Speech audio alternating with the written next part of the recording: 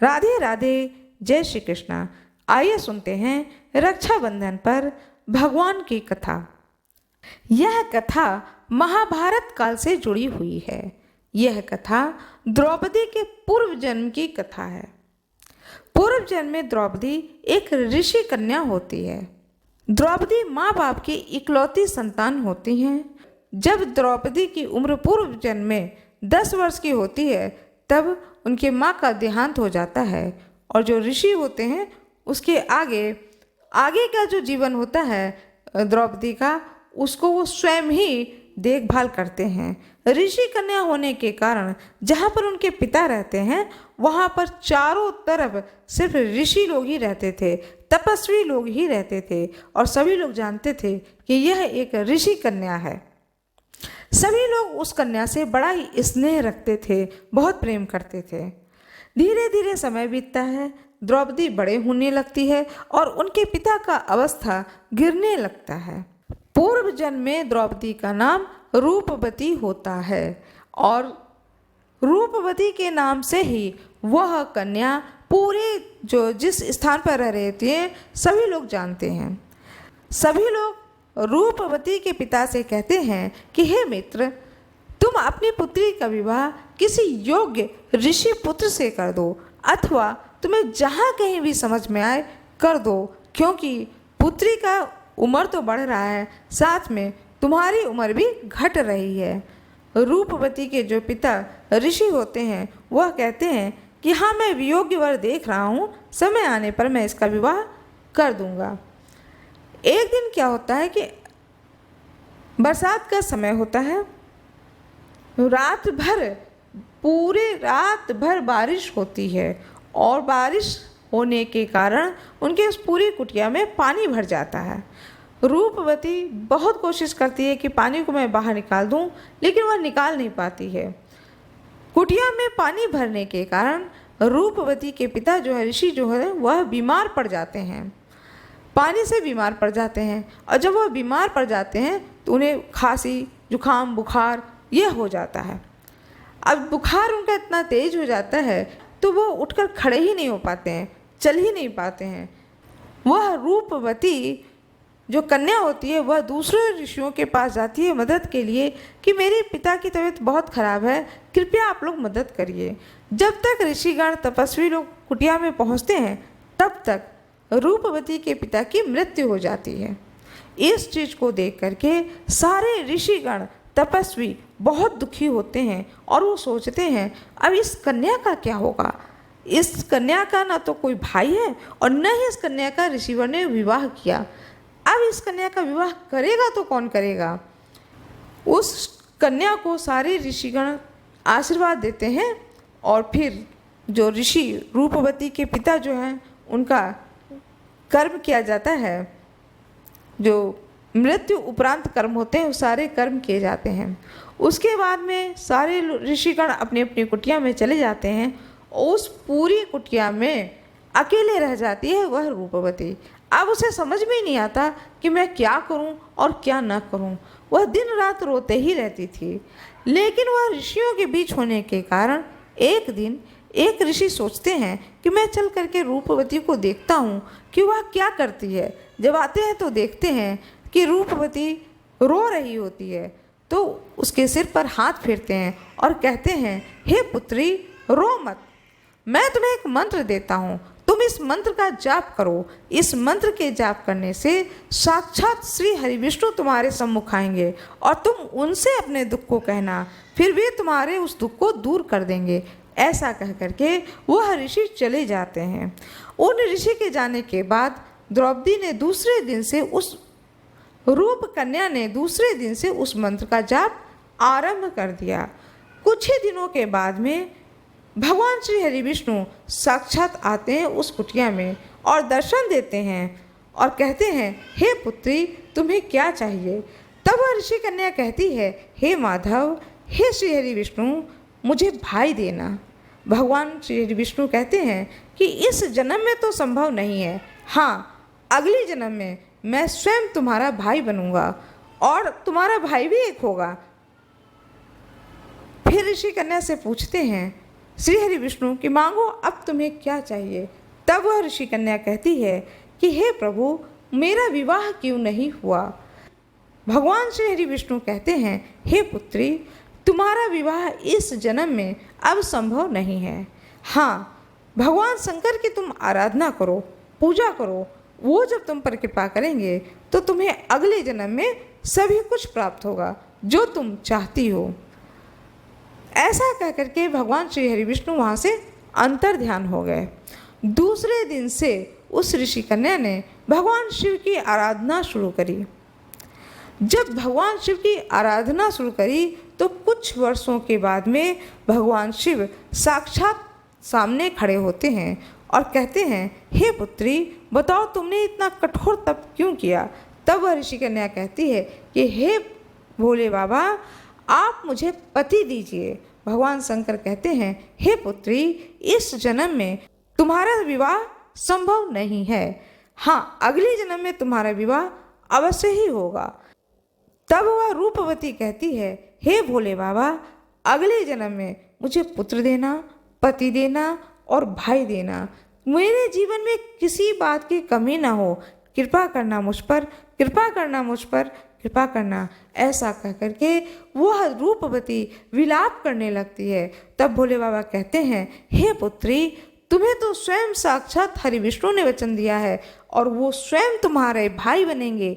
और जब तुम्हारे भाई बनेंगे उस समय द्वापर युग होगा और भगवान श्री कृष्ण के रूप में तुम्हें तुम्हारा भाई मिलेगा और वो तुम्हें हर वक्त तुम्हारी रक्षा करेंगे और तुम उनको रक्षा सूत्र अवश्य ही बांधना।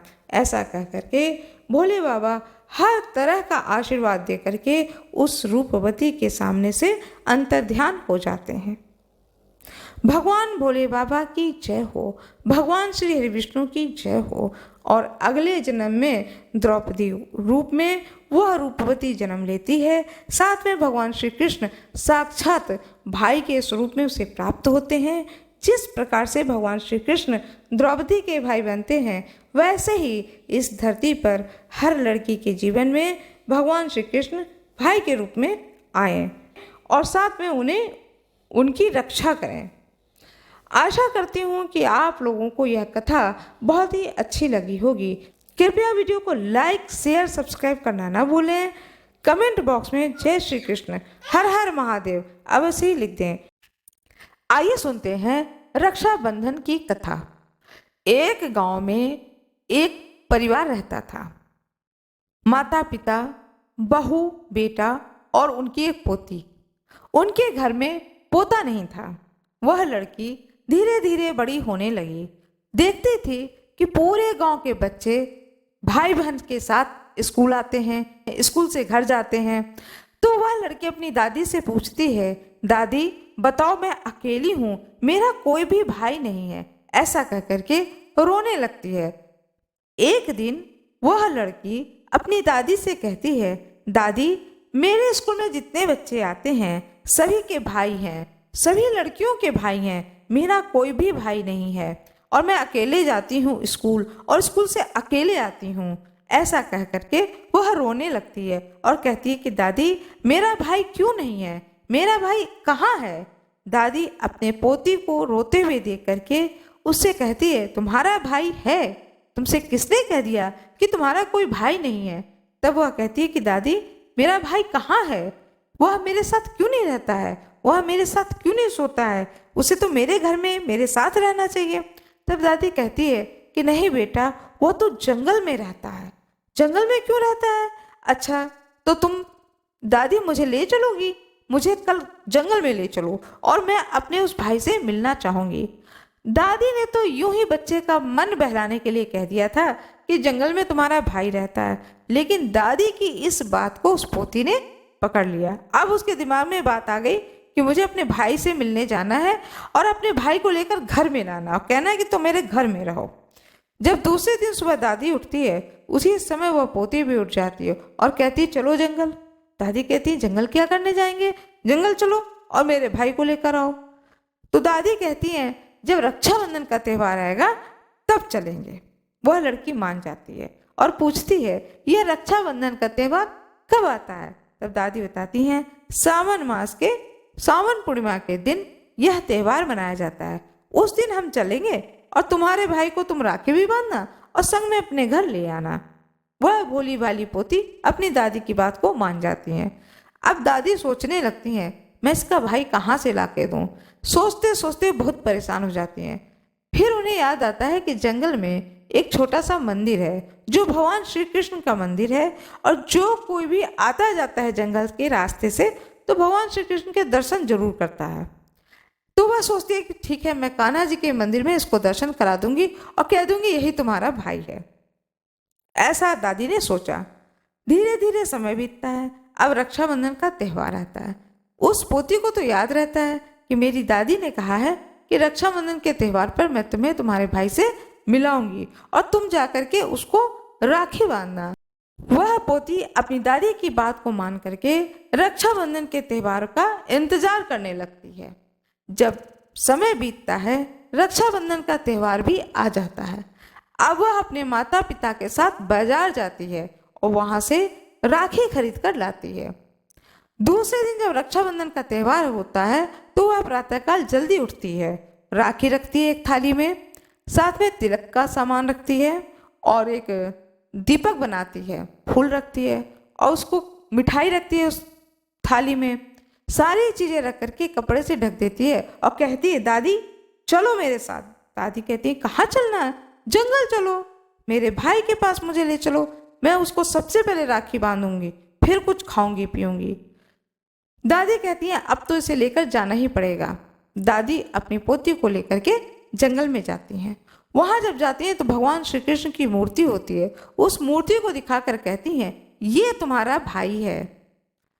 वह पोती जल्दी से अपनी थाली को खोलती है, भगवान श्री कृष्ण की मूर्ति को तिलक लगाती है, हाथ में राखी बांधती है, मिठाई का भोग लगाती है, जो दीपक लेके जाती है उससे उनका आरती करती है। आरती करने के बाद में दादी अपनी पोती का हाथ पकड़ती है और पोती अपने भाई भगवान श्री कृष्ण के हाथ को पकड़ लेती है और कहती है, तुम भी चलो मेरे घर, अपने घर चलो। कहाँ तुम इस जंगल में अकेले रहते हो? तुम भी तो छोटे से हो, तुम इस जंगल में कहाँ अकेले रहोगे? दादी उसको बहुत समझाती है कि बेटा ये अकेले रह लेते हैं, नहीं इतना छोटे से हैं, अकेले ही कैसे रहेंगे? जंगल में तो बहुत सारे जंगली जानवर हैं। अब मेरे घर में मेरा भाई मेरे साथ रहेगा, मैं उसे यहाँ जंगल में अकेले नहीं छोड़ूंगी।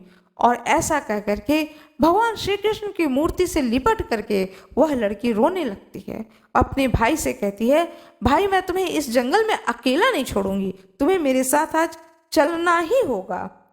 दादी वहां चुपचाप खड़े होकर के रोने लगती है। अब दादी को समझ में नहीं आता है कि मैं अपनी पोती को कैसे समझाऊं। भगवान श्री कृष्ण अपने भक्त की इस भावना को समझते हैं और समझ करके तुरंत ही बालक के रूप में खड़े हो जाते हैं और कहते हैं, बहन चलो, कहाँ चलना है? कहती है, अरे तुम तो बड़े सुंदर दिखते हो। बोले, देखो जैसा मैं मूर्ति में हूँ वैसे मैं बाहर हूँ, मैं तो तुम्हें दिख रहा हूँ। वो लड़की कहती है, हाँ हाँ तुम ऐसे ही हो। बोली, ये मूर्ति है, तुम इसको छोड़ दो, चलो मैं तुम्हारे साथ चलता हूँ। अब वो पहले हाथ चेक करती है कि इनके हाथ में वो राखी है कि नहीं जो मैंने अभी अभी बांधा। दिखती है, कहती हाँ हाँ राखी बंधा हुआ है। तो कहती है, हाँ भाई चलो, तुम्हें जंगल में अकेले रहने की जरूरत नहीं है। दादी सोचती है ये मूर्ति तो खड़ी की खड़ी है, ये बात किससे कर रही है? तो पूछती है, बेटा तुम किससे बात कर रही हो? बोली, ये देखो देखो दादी, ये जो हैं जो मूर्ति में हैं यही बाहर खड़े हैं और ये मुझसे कह रहे हैं कि चलो मैं तुम्हारे साथ तुम्हारे घर चलता हूँ। दादी सोचती है, चलो इसका मन बहला। दादी को तो दिखाई पड़ते नहीं है भगवान श्री कृष्ण। वो मन ही मन सोचती हैं, चलो बेटी अब घर तो चलने के लिए तैयार हुई और वह पोती को लेकर के चलने लगती हैं। दादी ने अपने पोती का हाथ पकड़ा और पोती ने भगवान श्री कृष्ण के जो बाल रूप था, बाल स्वरूप में भगवान श्री कृष्ण आए थे, उनके हाथ को पकड़ा और चलने लगती है। ले करके भगवान श्री कृष्ण को अपने घर में आती है और कहती है कि भैया तुम आज से मेरे इस बिस्तर पर सोना, मैं जमीन में सोऊंगी, लेकिन तुम अब मेरे घर से कभी न जाना, क्योंकि तुम तो मेरे भाई हो, अब जंगल में नहीं रहने जाना, तुम मेरे साथ हमेशा मेरे साथ मेरे घर में रहना। भगवान श्री कृष्ण उस निश्चल भाव से, उस निश्चल प्रेम को समझते हैं और वचन देते हैं कि बहन, मैं सदैव तेरी भाई के रूप में रक्षा करूंगा, तुम्हें कभी भी अकेला नहीं छोड़ूंगा। ऐसा वचन देकर के भगवान श्री कृष्ण उस बालक स्वरूप में उस घर में रहने लगते हैं। जिस प्रकार से भगवान श्री कृष्ण ने उस पोती का हाथ पकड़ा, ऐसे ही जो कोई भी भगवान श्री कृष्ण को अपना भाई बना करके राखी उन्हें बांधती है, ऐसे ही भगवान श्री कृष्ण अपने भक्त के हाथ को पकड़े। ऐसी शुभकामनाएं हैं। आशा करती हूँ कि आप लोगों को यह कथा बहुत ही अच्छी लगी होगी। भगवान श्री कृष्ण की जय हो। आप लोगों को यह कथा जरूर अच्छी लगी होगी। कृपया वीडियो को लाइक करना ना भूलें, शेयर जरूर करें। राधे राधे, जय श्री कृष्णा। आइए जानते हैं वैदिक रक्षा सूत्र किस प्रकार से बनाया जाता है और इसका क्या महत्व है। रक्षा सूत्र मात्र एक धागा नहीं, बल्कि शुभ भावनाओं व शुभ संकल्पों का पुलिंदा है। यही सूत्र जब वैदिक रीति से बनाया जाता है और भगवत नाम से भगवत भाव सहित शुभ संकल्प करके बांधा जाता है, तो इसका सामर्थ्य असीम हो जाता है। प्रतिवर्ष श्रावणी पूर्णिमा को रक्षाबंधन का त्योहार होता है। इस दिन बहनें अपने भाई को रक्षा सूत्र बांधती हैं। यह रक्षा सूत्र यदि वैदिक रीति से बनाई जाए तो शास्त्रों में भी उसका बड़ा ही महत्व है। वैदिक राखी बनाने के लिए सबसे पहले एक छोटा सा ऊनी, सूती या रेशमी पीले कपड़े का टुकड़ा लें और सामग्री में दुर्वा, अक्षत, अक्षत मतलब साबुत चावल, केसर या हल्दी, शुद्ध चंदन, सरसों के साबुत दाने, इन 5 चीजों को मिलाकर कपड़े में बांधकर सिलाई कर दें। फिर कलावे से जोड़कर राखी का आकार दें। सामर्थ्य हो तो उपरोक्त 5 वस्तुओं के साथ स्वर्ण भी डाल सकते हैं। वैदिक राखी में डाली जाने वाली वस्तुएं हमारे जीवन को उन्नति की ओर ले जाने वाली संकल्पों को पोषित करती हैं। जैसे कि दुर्वा। दुर्वा एक अंकुर जमीन में लगाने पर वह हजारों की संख्या में फैल जाती हैं। वैसे ही हमारे भाई या हितैषी के जीवन में भी सद्गुण फैलते जाएं, बढ़ते जाएं, इस भावना का द्योतक है दुर्वा।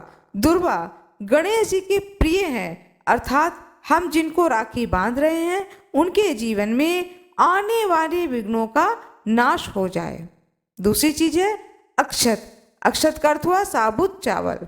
हमारी भक्ति और श्रद्धा भगवान के गुरु के चरणों में अक्षत हो, अखंड और अटूट हो, कभी क्षत विक्षत न हो, यह अक्षत का संकेत है। अक्षत अर्थात पूर्णता की भावना का प्रतीक। जो कुछ अर्पित किया जाए पूरी भावना के साथ किया जाए। तीसरी चीज है केसर या हल्दी। केसर की प्रकृति तेज होती है, अर्थात हम जिनको ये रक्षा सूत्र बांध रहे हैं उनका जीवन तेजस्वी हो, उनका आध्यात्मिक तेज, भक्ति और ज्ञान का तेज बढ़ता जाए। केसर की जगह पिसी हल्दी का भी प्रयोग कर सकते हैं। हल्दी पवित्रता व शुभ का प्रतीक है। वह नजर दोष व नकारात्मक ऊर्जा को नष्ट करती है तथा उत्तम स्वास्थ्य व संपन्नता लाती है। चौथी चीज है चंदन। चंदन दूसरों को शीतलता और सुगंध देता है। यह इस भावना का द्योतक है कि जिनको हम राखी बांध रहे हैं उनके जीवन में सदैव शीतलता बनी रहे, कभी भी तनाव ना हो। उनके द्वारा दूसरों को पवित्रता, सज्जनता व संयम आदि की सुगंध मिलती रहे। उनकी सेवा सुसेवा दूर तक फैली रहे। सरसों तीक्ष्ण होता है। इसी प्रकार हम अपने दुर्गुणों का विनाश करने में, समाज द्रोहियों को सबक सिखाने में तीक्ष्ण बने। अतः यह वैदिक रक्षा सूत्र वैदिक संकल्पों से परिपूर्ण होकर के सर्व मंगलकारी है। रक्षा सूत्र बांधते समय यह श्लोक बोला जाता है। एन बद्धो बलि राजा दानवेंद्रो महाबल तेन त्वाम अभिबध्यामि रक्षो माँ चल माँ चल। रक्षा सूत्र बांधते समय एक और श्लोक पढ़ा जाता है जो कि इस प्रकार से है। ओम यदा बंध्यान दाक्षायणा हिरण्यम शतानिकाय सुमनस्य मान्या तन आहबाध्यामि शतसारदाय आयुष्माने अंजर दष्ट यथा समय। इस मंत्र उच्चारण व शुभ संकल्प सहित वैदिक राखी बहन अपने भाई को, माँ अपने बेटे को, दादी अपने पोते को बांध सकती हैं। यही नहीं, शिष्य भी यदि इस राखी को अपने सद्गुरु को प्रेम सहित अर्पण करता है तो उसकी सब अमंगलों से रक्षा होती है और उसकी भक्ति बढ़ती है। महाभारत में यह रक्षा सूत्र माता कुंती ने अपने पोते अभिमन्यु को बांधी थी। जब तक यह धागा अभिमन्यु के हाथ में था तब तक उसकी रक्षा हुई। धागा टूटने पर अभिमन्यु की मृत्यु हो गई। इस प्रकार इन 5 वस्तुओं से बनी हुई वैदिक राखी को शास्त्रोक्त नियम अनुसार बांधते हैं। हम पुत्र पौत्र एवं बंधुजनों सहित वर्ष भर सुखी रहते हैं। रक्षा सूत्र भी कई प्रकार के होते हैं, तो आइए जानते हैं कि रक्षा सूत्र कौन कौन से होते हैं। विप्र रक्षा सूत्र, रक्षाबंधन के दिन किसी तीर्थ अथवा जलाशय में जाकर वैदिक अनुष्ठान करने के बाद सिद्ध रक्षा सूत्र को विद्वान पुरोहित ब्राह्मण द्वारा स्वास्थ्य वाचन करते हुए यजमान के दाहिने हाथ में बांधना शास्त्रों में सर्वोत्तम रक्षा सूत्र माना गया है। गुरु रक्षा सूत्र, सर्व सामर्थ्यवान गुरु अपने शिष्य के कल्याण के लिए इसे बांधते हैं। मातृ पितृ रक्षा सूत्र, अपनी संतान की रक्षा के लिए माता पिता द्वारा बांधा गया रक्षा सूत्र शास्त्रों में करंडक कहा जाता है। भातृ रक्षा सूत्र, अपने से बड़े या छोटे भैया को समस्त विघ्नों से रक्षा के लिए बांधी जाती है। देवता भी एक दूसरे को इसी प्रकार रक्षा सूत्र बांधकर विजय पाते हैं। स्वश्रय रक्षा सूत्र, पुरोहित अथवा वेद पाठी ब्राह्मण द्वारा रक्षा सूत्र बांधने के बाद बहन का पूरी श्रद्धा से भाई की दाहिनी कलाई पर समस्त कष्ट से रक्षा के लिए रक्षा सूत्र बांधती हैं। भविष्य पुराण में भी इसकी महिमा बताई गई है। इससे भाई दीर्घायु होता है एवं धन धान्य संपन्न बना रहता है उसके जीवन में। गौ रक्षा सूत्र, अगस्त संहिता के अनुसार गौ माता को राखी बांधने से भाई का चारों दिशाओं से रक्षा होती है। यह विधान प्राचीन काल से चला आ रहा है।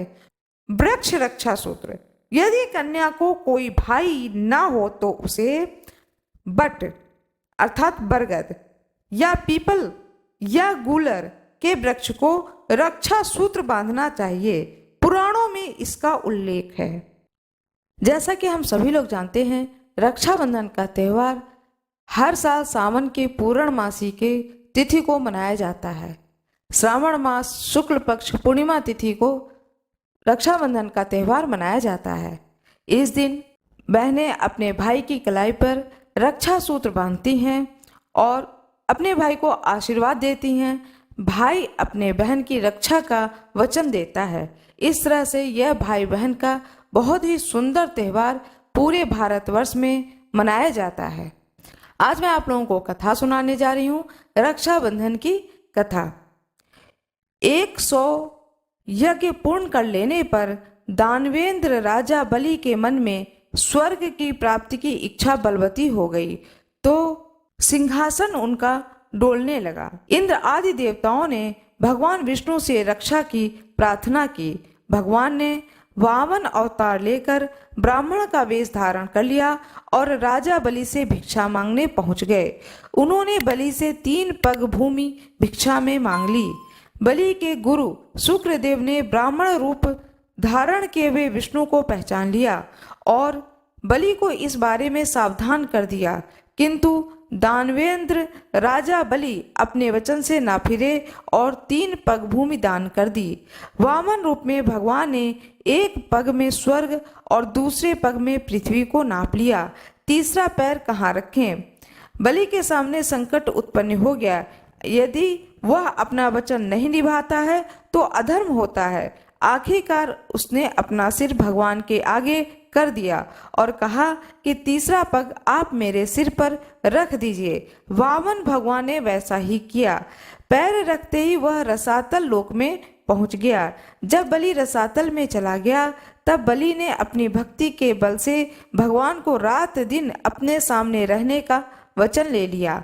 भगवान विष्णु को उनका द्वारपाल बनना पड़ा। भगवान के रसातल निवास से परेशान लक्ष्मी जी ने सोचा कि यदि स्वामी रसातल में द्वारपाल बनकर निवास करेंगे तो बैकुंठ लोक का क्या होगा। इस समस्या के समाधान के लिए लक्ष्मी जी को नारद जी ने एक उपाय सुझाया। लक्ष्मी जी ने राजा बलि के पास जाकर उन्हें रक्षाबंधन बांधकर अपना भाई बनाया और उपहार स्वरूप अपने पति भगवान विष्णु को अपने साथ ले आईं। उस दिन श्रावण मास की पूर्णिमा तिथि थी। यथा रक्षाबंधन मनाया जाने लगा। भविष्य पुराण के अनुसार रक्षा विधान के समय निम्नलिखित मंत्र उच्चारण किया गया था, जिसका आज भी विधिवत पालन किया जाता है। एन बद्धो बलि राजा दानवेंद्रो महाबलः दानवेंद्रो मां चल। इस मंत्र का भावार्थ यह है कि दानवों के महाबली राजा बलि जिससे बांधे गए थे उसी से तुम्हें बांधता हूँ। हे रक्षे रक्षा सूत्र तुम चलायमान न हो। यह रक्षा विधान श्रावण मास की पूर्णिमा को प्रातः काल संपन्न किया गया। यथा रक्षाबंधन अस्तित्व में आया, श्रावण मास की पूर्णिमा को और मनाया जाने लगा। जय हो जय सिया राम। मंत्र मैं फिर से बोल रही हूँ, इसे आप दोबारा ध्यानपूर्वक सुन लें। येन बद्धो बलि राजा दानवेंद्रो महाबलः दानवेंद्रो मां चल। यह जो मैंने आपको कथा सुनाई है, यह देवी देवताओं की कथा है, जो कि बहुत ही प्रचलित कथा है। किस तरह से बलि को माता लक्ष्मी ने अपना भाई बनाया और भाई बना करके उन्हें प्रसन्न करके अपने पति को प्राप्त किया। यह बहुत ही सुंदर कथा है जो कि लोक में प्रचलित है। आप सभी लोगों को रक्षाबंधन की हार्दिक शुभकामनाएं। बहुत बहुत बधाई हो सभी लोगों को। रक्षाबंधन का त्यौहार भाई बहन का त्यौहार माना जाता है। यह पावन त्यौहार पूरे भारतवर्ष में बड़े ही धूमधाम से मनाया जाता है। रक्षाबंधन का त्यौहार साल में एक बार आता है, जो कि सावन पूर्णिमा तिथि पर मनाई जाती है। आइए सुनते हैं रक्षाबंधन के इस पावन त्यौहार पर भगवान श्री कृष्ण और उनकी बहन द्रौपदी की कथा। यह कथा है द्वापर युग का, जब भगवान श्री कृष्ण ने हृदय से मन से द्रौपदी को अपना सखा अपनी बहन इस रूप में स्वीकार किया। द्रौपदी ने भी भगवान श्री कृष्ण को अपने मित्र, इष्ट और भाई के रूप में स्वीकार किया। एक समय की बात है, रक्षाबंधन का त्यौहार आता है। सावन का पूर्णिमा होता है। द्रौपदी अपने महल में सोच रही होती है कि काश इस समय भगवान श्री कृष्ण से मेरी मुलाकात हो जाती तो मैं उन्हें रक्षा सूत्र अवश्य ही बांधती, क्योंकि सावन का पूर्णिमा आने वाला है। इधर द्वारिका में भगवान श्री कृष्ण मन ही मन सोच रहे होते हैं कि द्रौपदी, अर्जुन, भीम, नकुल, सहदेव और माता कुंती ये सभी लोग द्वारिका आएं और द्वारिका नगरी को घूमें, देखें और मैं उनसे बहुत सारी बातें करूं। साथ में सावन पूर्णिमा के दिन द्रौपदी से मैं रक्षा सूत्र बंधवाऊं। ईश्वर जो चाहते हैं उस कार्य को उसी रूप में कर देते हैं। यह यूं कहिए कि ईश्वर जैसा चाहता है वैसा ही व्यक्ति की बुद्धि और मन को बना देता है। द्रौपदी युधिष्ठिर जी से कहती हैं कि मैं द्वारिका जाना चाहती हूँ और सावन पूर्णिमा के दिन रक्षा सूत्र द्वारिकाधीश को बांधना चाहती हूँ। युधिष्ठिर जी कहते हैं कि मैं तो राजपाठ में लगा हुआ हूँ, इसलिए मैं यहीं रहूंगा। तुम सभी लोग माता जी के साथ चली जाओ। तैयारी होती है, द्रौपदी पहुंचती हैं, साथ में होती हैं कुंती माता, भीम, अर्जुन, नकुल, सहदेव। थोड़ी सी सेना की टुकड़ी होती है और सभी लोग पहुंचते हैं द्वारिका। इधर भगवान श्री कृष्ण भी याद कर रहे होते हैं अपने प्रिय भक्तों को याद करते करते भगवान श्री कृष्ण थोड़े से दुखी भी हो जाते हैं। उनके दुखी चेहरे को देख करके उनकी पत्नी रुक्मणी पूछती हैं, प्रभु क्या बात है, आप क्यों उदास दिख रहे हैं? आपको तो प्रसन्न चित्त आनंद के नाम से जाना जाता है और आपके चेहरे पर यह मुरझाया हुआ चेहरा क्यों है? भगवान श्री कृष्ण कहते हैं कि आज मैं अपने परम प्रिय जो बहन है उसको मैं याद कर रहा हूँ।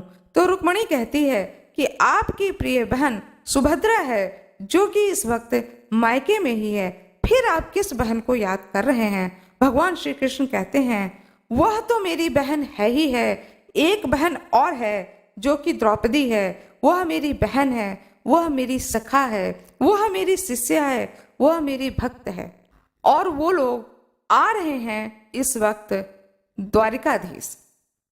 इस समाचार को सुन करके श्री कृष्ण भगवान की पत्नी रुक्मणी जी कहती हैं, आपकी प्रिय बहन तो आ रही हैं, मेरा भाई अभी तक नहीं आया है और न ही मैं मायके जा पा रही हूँ। भगवान श्री कृष्ण कहते हैं तुम चिंता मत करो, सावन पूर्णिमा के दिन तुम्हारा भाई स्वयं यहाँ आएगा रक्षा सूत्र बंधवाने के लिए। और पूरे महल को भगवान श्री कृष्ण ने सजाने का आदेश दिया। पूरे महल को सजाया गया, तरह तरह की मिठाइयाँ बनी और पहुँचती हैं वहाँ पर द्रौपदी। भगवान ने जब द्रौपदी को देखा तो द्रौपदी को स्वागत किया। द्रौपदी ने भी चरण स्पर्श करके भगवान श्री कृष्ण से आशीर्वाद लिया।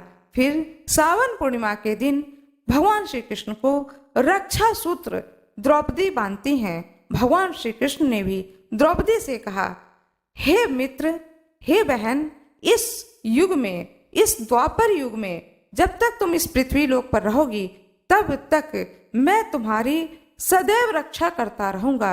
यह एक भाई का वचन है अपनी बहन के लिए। इस प्रकार से कहा जाता है कि रक्षाबंधन के त्योहार पर बहनें अपने भाई के कलाई पर रक्षा सूत्र को बांधती हैं और भाई भी अपनी बहन को रक्षा का वचन देता है। इस प्रकार से हर परिस्थिति में सत्य बात है, भगवान श्री कृष्ण ने द्रौपदी का रक्षा किया। जब जब भगवान श्री कृष्ण को द्रौपदी ने अपने जीवन काल में याद किया, भगवान श्री कृष्ण उस क्षण आकर के द्रौपदी के सारे दुख को हर लेते थे। भगवान श्री कृष्ण की जय हो, भगवान विष्णु की जय हो, सभी ऋषियों की जय हो।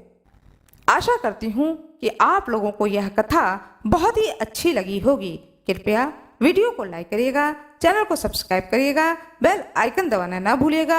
आप लोगों का बहुत बहुत धन्यवाद।